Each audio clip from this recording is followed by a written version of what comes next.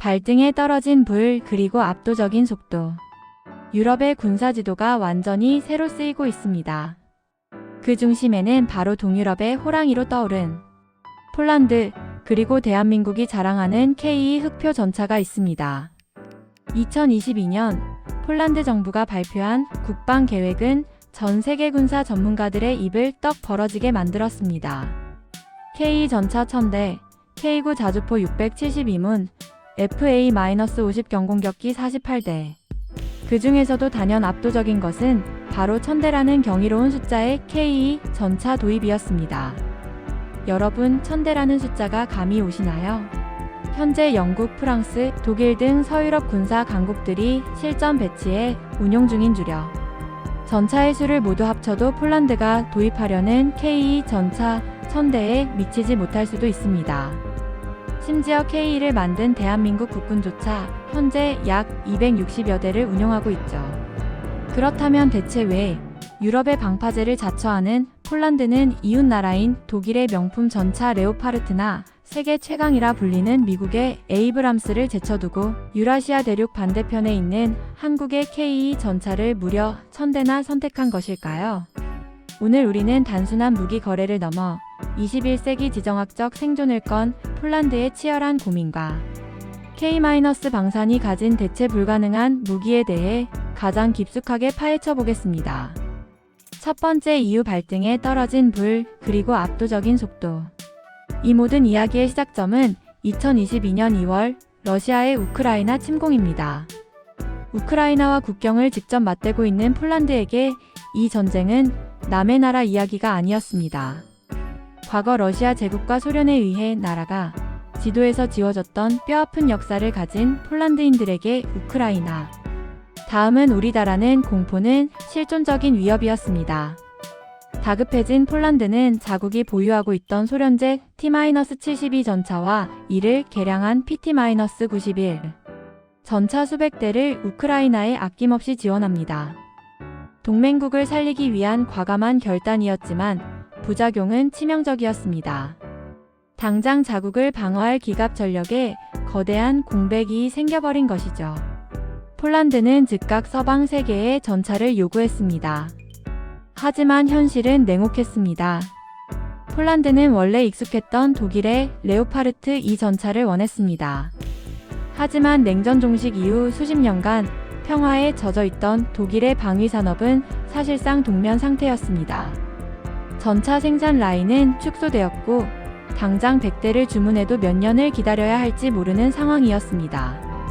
미국 역시 마찬가지였습니다. 이때 구원투수로 등장한 것이 바로 대한민국이었습니다. 한국은 세계에서 유일하게 냉전이 끝나지 않은 북한이라는 주적과 155마일 휴전선을 맞대고 있는 나라입니다. 지난 70년간 단 하루도 군사적 긴장을 늦춘 적이 없기에 대한민국의 방위산업은 1년 365일 쉼없이 전시를 대비해 돌아가고 있었습니다. 폴란드가 한국에 SOS를 치고 계약서에 도장을 찍은 지 불과 4개월 만에 한국은 초도 물량 10대를 폴란드 앞바다에 배달해 버립니다. 당시 안제이 두다 폴란드 대통령이 비가 오는 날씨에도 직접 항구로 마중을 나가 전차를 어루만지며 했던 말을 기억하십니까? 우리는 기다릴 시간이 없었습니다. 그리고 한국은 우리의 기대에 완벽하게 부응했습니다. 전 세계 어디에서도 찾아볼 수 없는 로켓 배송, 이 미친 듯한 속도가 폴란드가 K2를 선택할 수밖에 없었던 가장 첫 번째 이유입니다. 두 번째 이유, 폴란드의 늪지대를 정복할 유일한 맹수. 단순히 빨리 주기만 해서 1000대를 샀을까요? 아닙니다. 폴란드의 지형을 이해해야 합니다. 폴란드의 국토는 대부분 평원이지만 국경지대에는 수많은 강과 호수, 그리고 늪지대가 존재합니다. 봄, 가을이 되면 땅이 거대한 진흙탕으로 변하는 라스푸티차 현상까지 발생하죠. 미국이 자랑하는 에밀 에이브람스 전차, 물론 세계 최강입니다. 하지만 치명적인 단점이 있습니다. 전투 중량이 무려 70톤에 육박하는 초중 전차라는 점입니다. 폴란드의 시골 다리나 늪지대에서 이 거대한 쇳덩어리는 기동력을 잃거나 다리를 붕괴시킬 위험이 높습니다. 반면 K 흑표 전차의 중량은 약 55톤입니다. 에이브람스보다 훨씬 가벼우면서도 엔진 출력은 1500마력으로 동급의 힘을 냅니다. 여기에 K만의 강력한 비밀 무기 유기압 현수장치 ISU가 빛을 발합니다. 산악 지형이 70%인 한국에서 살아남기 위해 만들어진 이 기술은 전차가 마치 살아있는 동물처럼 무릎을 꿇거나 허리를 들어 올리는 등 자세를 자유자재로 바꿀 수 있게 해줍니다. 폴란드의 언덕에 몸을 숨기고 포신만 내밀어 적을 타격하거나 험악한 진흙탕을 부드럽게 주파하는데 이만한 전차가 없는 것입니다. 폴란드 현지 테스트에서 K2를 직접 몰아본 폴란드 군인들이 이것은 마치 폴란드 지형을 위해 맞춤 제작된 것 같다며 혀를 내두른 이유가 바로 여기에 있습니다. 세 번째 이유, 일방적 구매가 아닌 동반 성장 KEPL 프로젝트.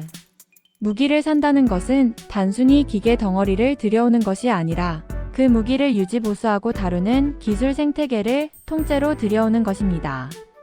폴란드가 미국이나 독일 전차에 100% 의존하기 꺼렸던 결정적인 이유가 바로 여기에 있습니다. 미국과 유럽 강대국들은 성능 좋은 무기를 팔면서도 핵심 기술은 절대 넘겨주지 않는 콧대 높은 판매자들입니다. 하지만 폴란드는 이번 위기를 기회로 삼고자 했습니다.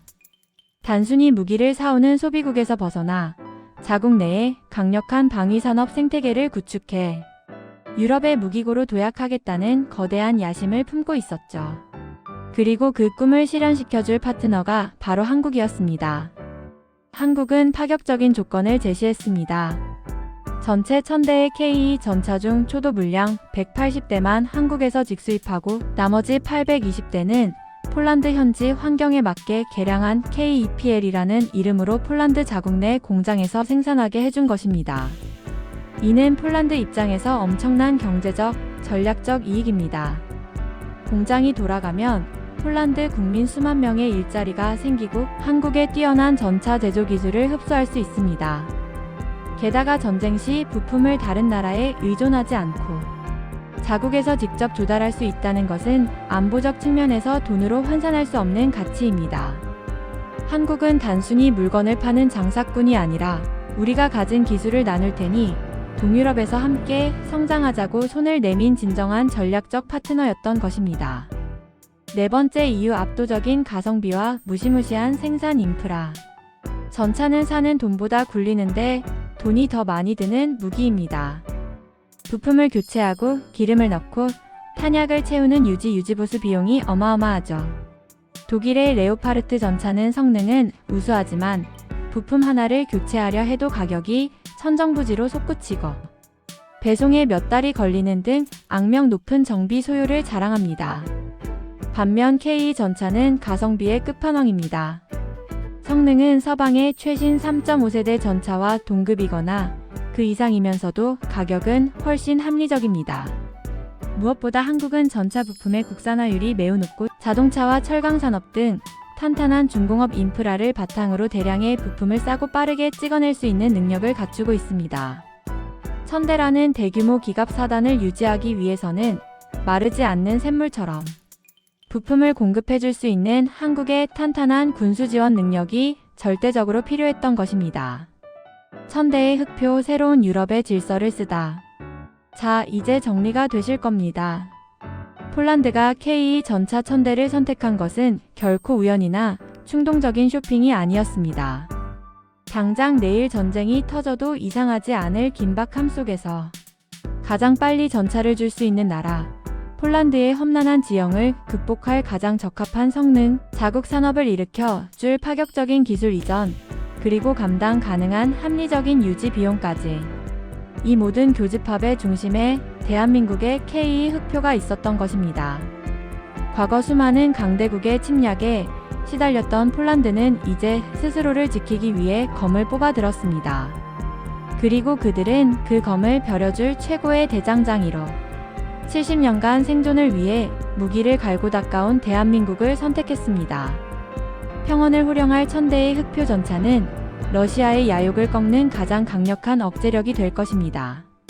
대한민국의 피와 땀으로 만든 기술이 유라시아 대륙 반대편 국가의 운명을 지키는 방패가 되었다는 사실 가슴 벅차오르지 않으십니까? 오늘 준비한 이야기는 여기까지입니다.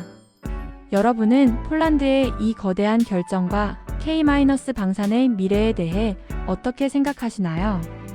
여러분의 다양한 의견을 댓글로 남겨주세요.